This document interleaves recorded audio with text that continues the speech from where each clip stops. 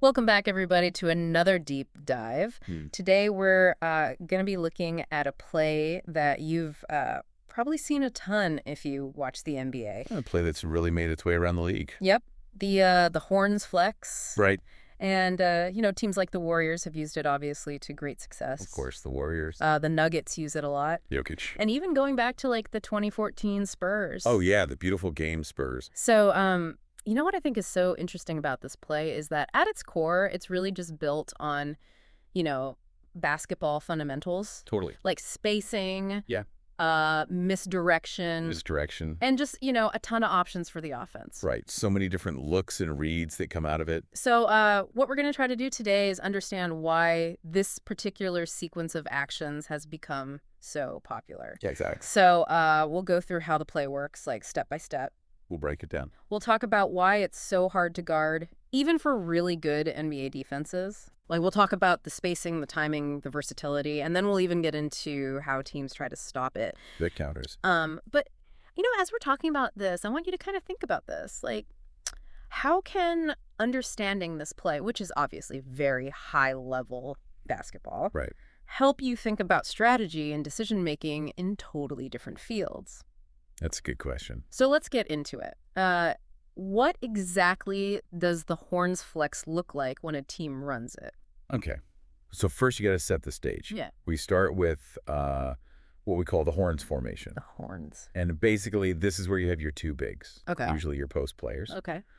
up at the elbows. The elbows. And the elbows are essentially, if you're looking at a basketball court, the corners of the free throw line extended Okay. just outside the paint. Gotcha.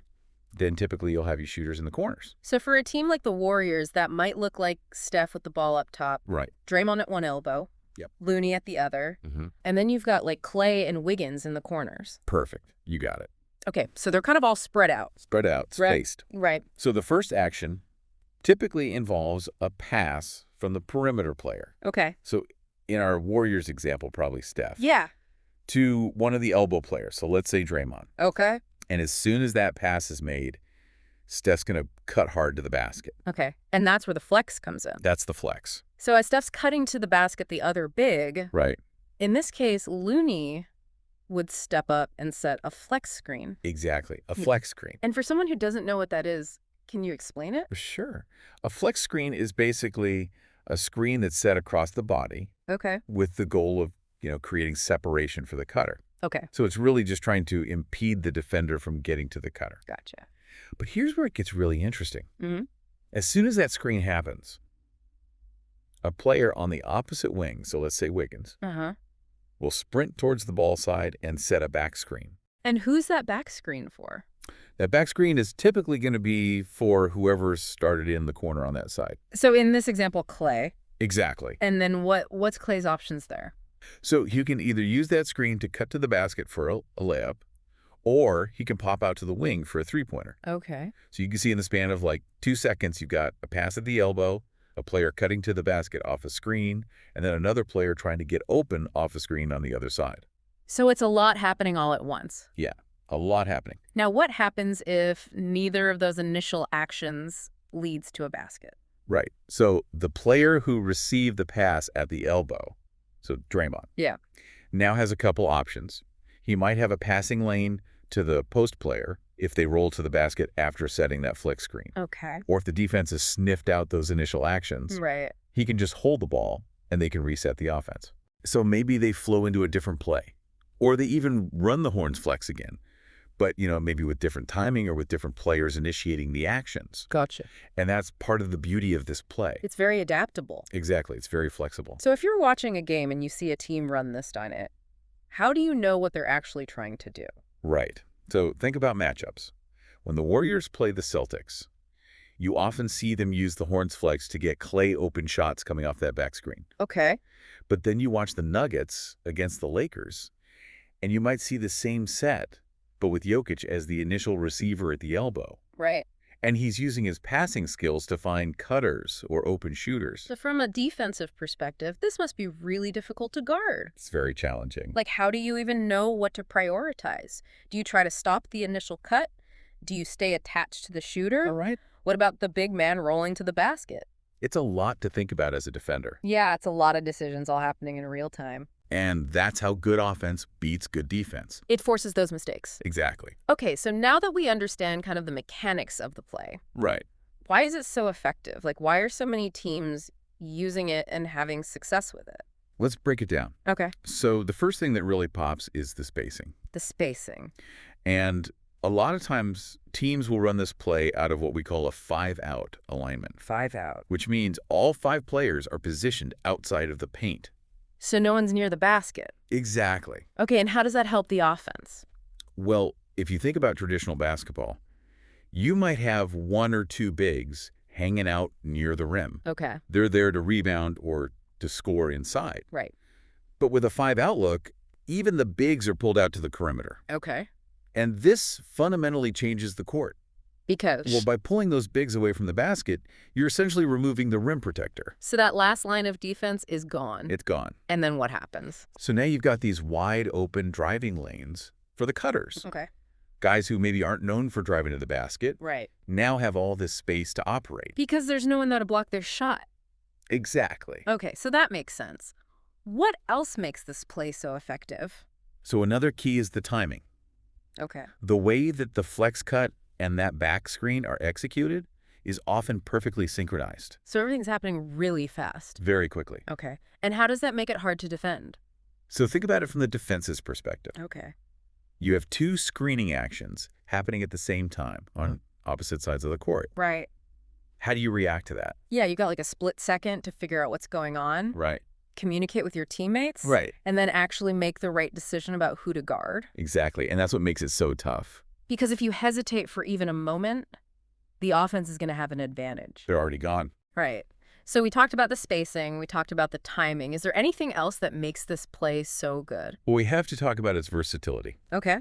It's not a one-trick pony. Right. You can adapt it to create scoring opportunities for all kinds of players. So it's not just about getting Clay an open 3. Right. Or Wiggins a driving lane. Right.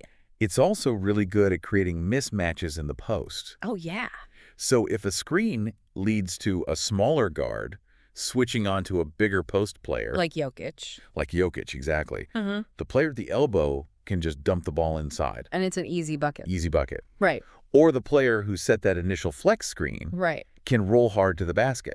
Okay. So now the defense has another threat to work They're it. constantly having to make decisions. And you have to guard everybody. So there's no one thing they can focus on to stop the play. Exactly. Now, do we have any stats about how effective this play actually is? We do.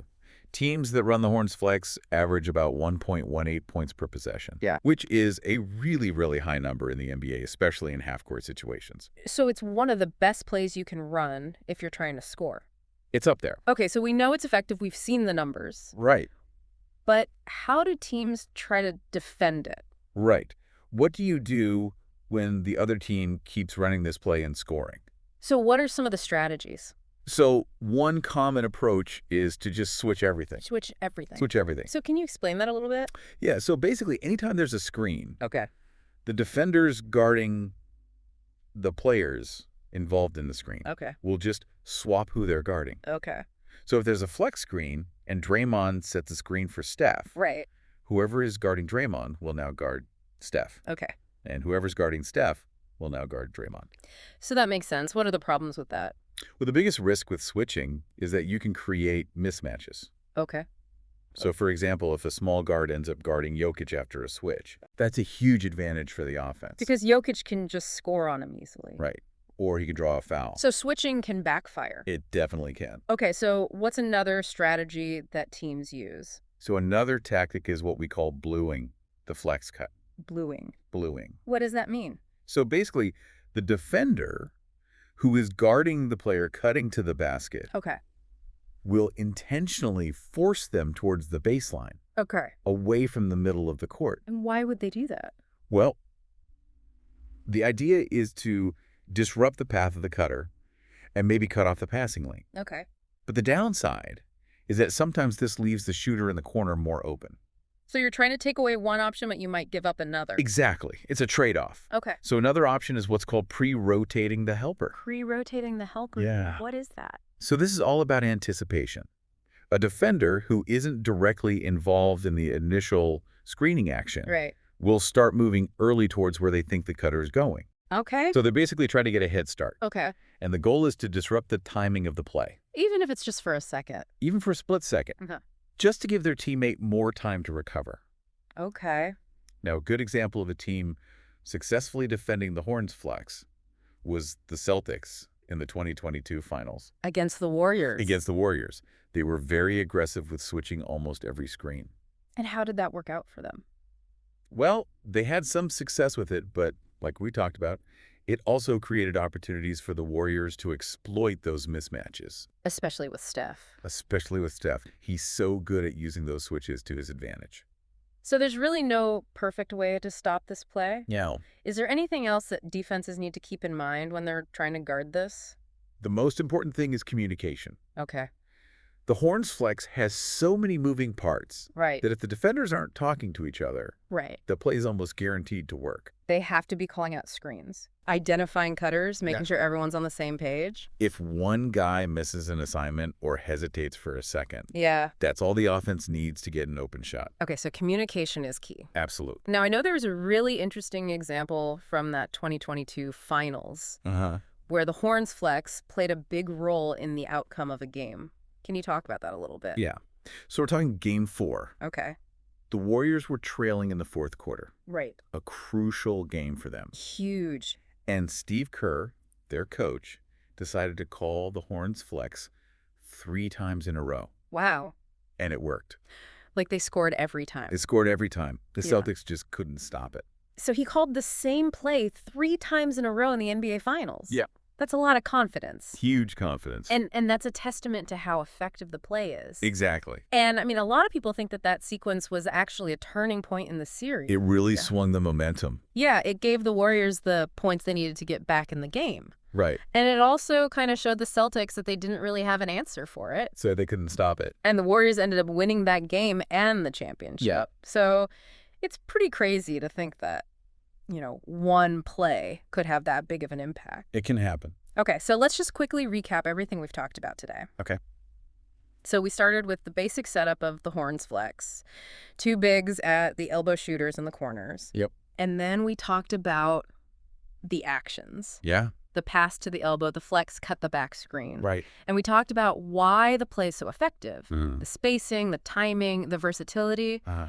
And we even looked at the stats to see just how efficient it is. Right. And then we talked about how teams try to defend it, Huh. switching, bluing the flex cut, pre-rotating the helper. Right. And of course, we talked about the importance of communication. Absolute. And finally, we talked about that really interesting example from the 2022 finals where the Warriors used the Horns flex to get back in the game and eventually win the championship. Yep. So, at the beginning, we talked about how understanding this play could help you think about strategy in other areas of life. Right. Beyond basketball. So I want to leave you with this thought. How can you apply the principles of the Horns flex? Okay. Like spacing misdirection, creating multiple options to Uh-huh. your own life. That's a good question. Like, think about it in terms of a business negotiation. Okay.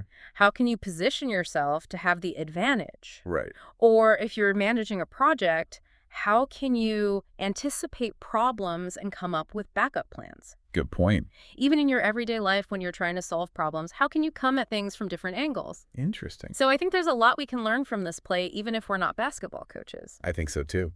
Thanks for listening to another deep dive. We'll see you next